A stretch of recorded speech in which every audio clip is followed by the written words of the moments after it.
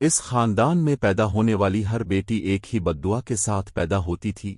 وہ شادی تو کر سکتی تھی مگر کبھی خوشی نہیں پا سکتی تھی، یہاں تک کہ ایک عورت نے دعا کے ذریعے تقدیر سے لڑنے کا فیصلہ کیا۔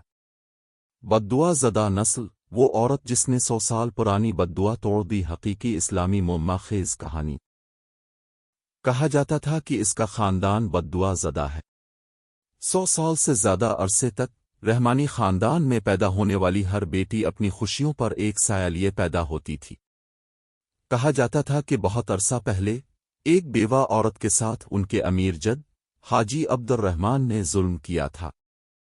اس بیوہ کا گھر جل کر خاک ہو گیا تھا۔ وہ مدد مانگتی رہی مگر حاجی عبد الرحمن نے انکار کر دیا۔ وہ اپنے دکھ اور کمسن بیٹی کے ساتھ تنہا رہ گئی۔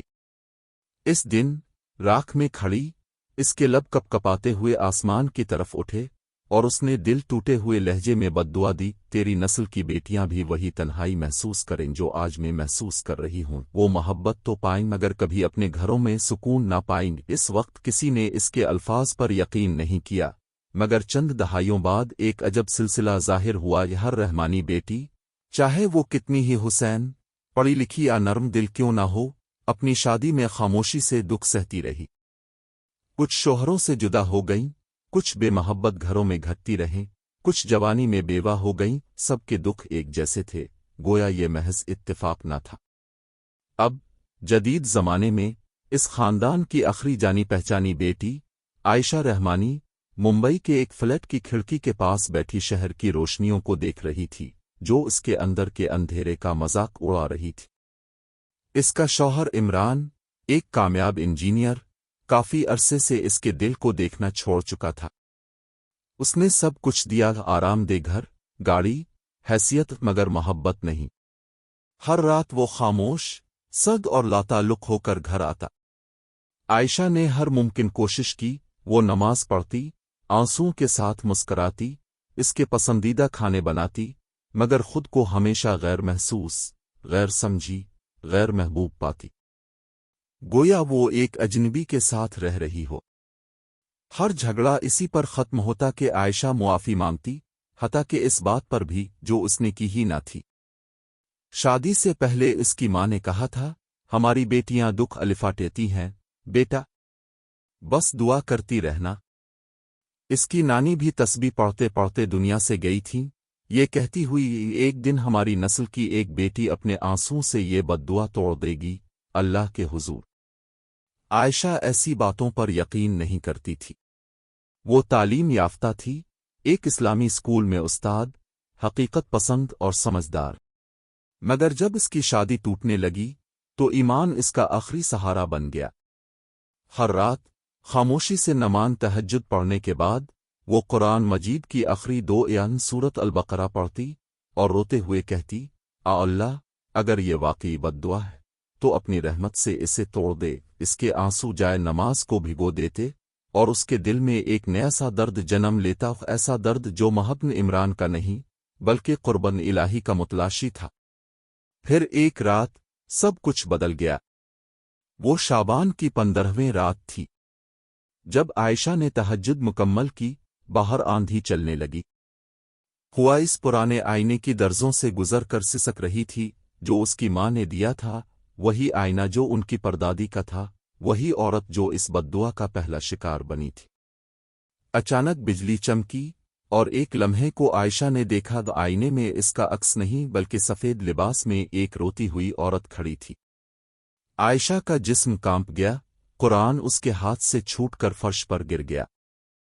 اس کے لبوں سے بے اختیار نکلا، اعوذ باللہ من الشیطان الرجیم۔ لمحہ بھر میں عکس غائب ہو گیا، مگر اس رات کے بعد خوابوں کا ایک سلسلہ شروع ہوا۔ ہر رات وہی عورت اس کے خواب میں آتی، کانوں میں کہتی، ہمیں آزاد کرو عائشہ، ہمیں اپنی دعا سے آزاد کرو۔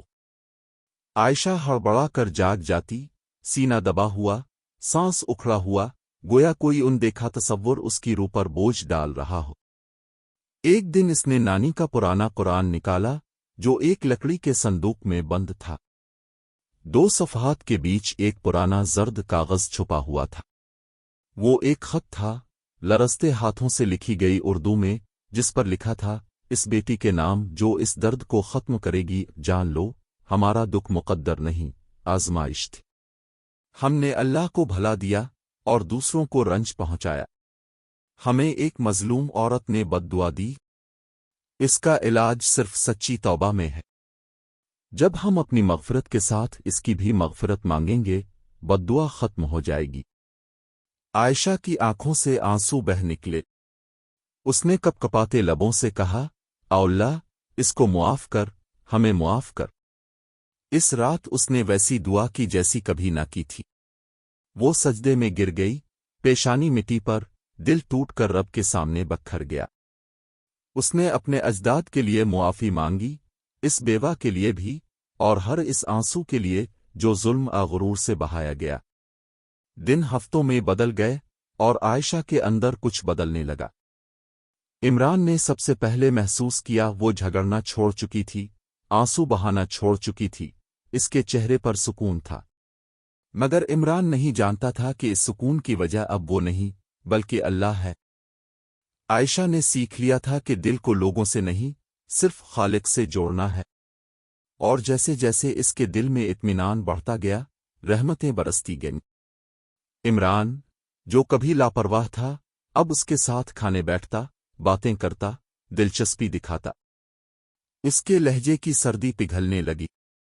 एक शाम, जब आयशा कुरान पढ़ रही थी, इमरान आहिस्ता से बोला, पता नहीं तुम में क्या बदल गया है आयशा, मगर लगता है मैं खुद को कहीं खो चुका हूं और तुम्हारे साथ फिर से वही मोहब्बत ढूंढना चाहता हूं। आयशा के लबों पर मुस्कुराहट आई, आंखों में आंसू चमकने लगे। अल्लाह ने मुझे बदल दिया है, इमरान। और बरसों बाद वो दोनों पहली बार साथ नमाज़ इशा पढ़ने खड़े हुए। इस रात आयशा ने ख्वाब देखा, वही औरत, मगर अब रोती नहीं थी। इसके चेहरे पर नूर था और वो कह रही थी, तुमने हमें आज़ाद कर दिया। आयशा जागी तो उसके गाल आंसुओं से तर थे। उसने दिल से महसूस किया कि बद्दुआ खत्म हो गई है, न किसी अमल खौफ से, बल्कि सच्ची तौबा और रहमत से। इस दिन के बाद इसके खानदान में सुकून आने लगा। इसकी छोटी कजिन की खुशगवार शादी हुई, खाला ने अपने शौहर से सुलह कर ली और घरों में दोबारा मोहब्बत की रोशनी आने लगी। आयशा ने शुक्र के आंसुओं के साथ एक नन्ही सी मदरसा कायम किया, यतीम बच्चियों के लिए, और उसका नाम रखा दारुल रहमा, यानी रहमत का घर। उसने कहा, ये इस औरत के नाम है जिसने हमें बद्दुआ दी, ताकि हम दुआ से इसकी मग़फ़िरत कमाएं। इसके बाद हर बच्ची की तालीम एक दुआ बन गई, हर हर्फ माजी की शिफा। सालों बाद जब आयशा अपनी बेटी को हंसते हुए देखती, वो पहली रहमानी बेटी जो नस्लों के बाद बेखौफ हंस रही थी, उसने धीरे से कहा, कभी मत भूलना बेटा, अल्लाह की रहमत जहां आ जाए, वहां कोई बद्दुआ बाकी नहीं रहती। आयशा की खामोश जिदोजहद एक कहानी बन गई, इसके शहर में मुजिज़े की तरह सुनाई जाने लगी, इस सबूत के तौर पर कि माजी कितना ही तारीक क्यों ना हो, अगर एक दिल खुलूस से अल्लाह की तरफ पलट जाए तो तकदीर भी बदल जाती है। और शायद पर्दे के इस पार वो मजलूम बेवा भी मुस्करा उठी हो, क्योंकि इंसाफ मग़फ़िरत में बदल गया था और बद्दुआ दुआ में। आयशा ने सिर्फ अपनी नस्ल को नहीं आज़ाद किया, बल्कि दुनिया को ये सबक दिया कि सबसे ताकतवर मोजिज़ा इस वक्त शुरू होता है जब एक औरत सजदे में गिरकर हार नहीं मांगती, बल्कि दुआ मांगती। अगर आपको भी कभी किसी अपने के धोखे ने तोड़ा हो, याद रखें, अल्लाह कभी दर्द को ज़ाय नहीं जाने देता। वो हर नुकसान के बदले कुछ बेहतर अता करता है। इस कहानी को शेयर करें ताकि लोग याद रखें कि इंसानों पर भरोसा टूट सकता है, मगर अल्लाह पर भरोसा कभी नहीं टूटता। दीन इन मिनट को सब्सक्राइब करें और अपने दिल को इस ज़ात से जोड़े रखें जो कभी धोखा नहीं देती।